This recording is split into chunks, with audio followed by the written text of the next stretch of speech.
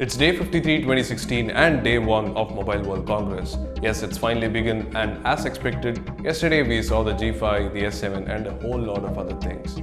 So let's do a quick roundup of what happened on day 0 of Mobile World Congress.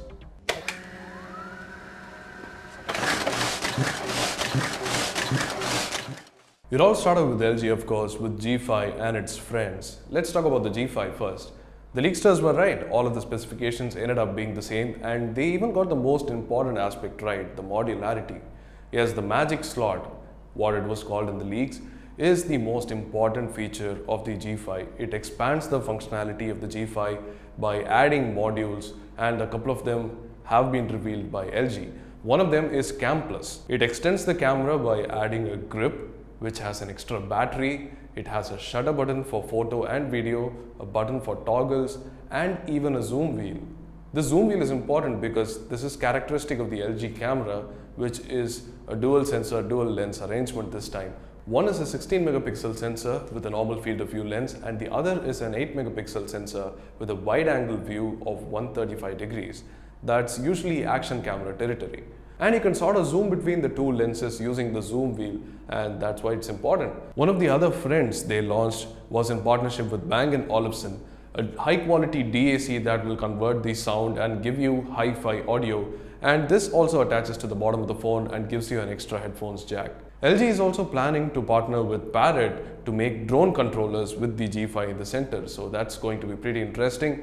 And there are other friends too, which are not modules of the G5. For example, this is the most interesting one. It's the LG 360 VR headset. Nobody saw this coming, and it has its own displays and connects to the phone via USB-C. So this is basically an extension of the phone in the wired form and not the phone in front of your face like the Gear VR, but it has the same functionality as the Gear VR. It has its onboard sensors. The displays are really high quality. It's 1.88 inches and 679 ppi. So you can watch 360 videos and so forth, and all of the Google Cardboard content, of course. LG has also unveiled a camera that makes 360 videos, so they are well into the VR ecosystem right now. This is a camera like the Theta S with two lenses, has 180 degree on one side, so it basically does 360 degree video and photos. So yeah, LG seems to have finally broken the status quo of flagship innovation with modules.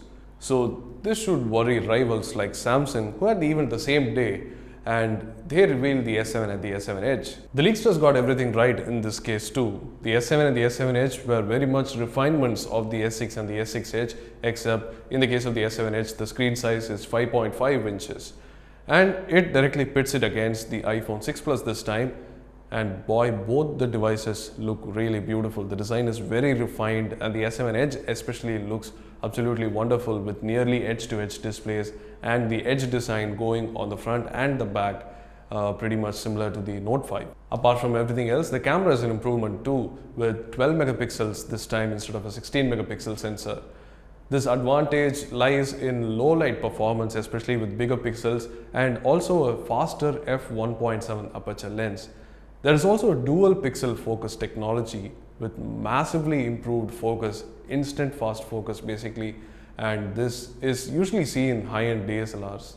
The launch happened in VR, and very interestingly, all the participants in the venue got a free Gear VR headset, and all the buyers of the S7 and the S7 Edge will get a Gear VR headset for free. And of course, Samsung has launched the Gear 360 VR camera, which is like a globe with two lenses, 180 degrees, 180 degrees. It's pretty much like the Theta S and the LG VR camera.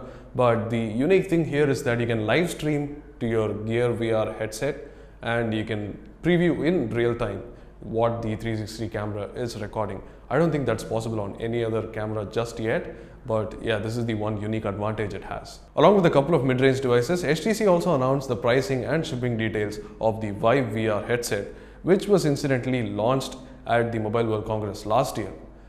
It will come at $799, which is $200 higher than the Oculus Rift, and it will also require a beefy PC to power its VR magic. The shipping starts in April, which is around the same time as the Oculus Rift, I believe. And yes, both of these devices will be going live at the same time, so it'll be interesting to see their effects on the VR market as a whole. We had a couple of Windows 10 announcements on day 0 too, which is quite surprising. Huawei announced the MateBook, its first 12-inch convertible Windows 10 tablet/hybrid and is mostly competition for the Surface Pro 4. It's got a 12-inch 1440p screen. It's powered by the 6th generation Core M processor, starting the base model at $700. So the Core M processor is Core M3, M5 and M7, and that's the variants that you get with 4GB or 8GB of RAM. It's got its own keyboard, its pen and case and whatnot. It's also got a dock. So that's what you get with the Huawei MateBook, and it definitely looks like a rival for the Surface Pro 4. Well, this makes the case for a mobile manufacturer announcing a Windows 10 PC. The opposite also happened. HP, a PC manufacturer, announced a Windows 10 mobile, which is the Elite X3. This smartphone is a huge smartphone. It's got a 6-inch QHD screen, it's very powerful, it's got 4GB of RAM and is powered by the latest Snapdragon 820 processor, and of course it does Continuum. What's unique here is that through Continuum, usually you have a desk dock, you can turn it into a desktop, the phone, and now you have a mobile extender on the Elite X3, which is basically extending the screen and also gives you a keyboard and a trackpad and a bunch of ports in a laptop form factor, which is really cool because this is pretty much like the Pad Phone Vision. So that's the HP Elite X3, a really powerful Windows 10 smartphone. And finally, a bit of local news. The Xiaomi Redmi Note 3 is all set to arrive on March 3rd in India. This device has already been released worldwide and it's quite a capable device for the price. It's got a 5.5-inch Full HD screen, has a 16 megapixel camera, has a fingerprint sensor, so should be quite exciting to see what the price is like on March 3rd. Let's wait for that, and that's about it for today's show. Do check back tomorrow for all the day one highlights of the Mobile World Congress, and keep checking our coverage by subscribing to our YouTube channel. Thanks for watching.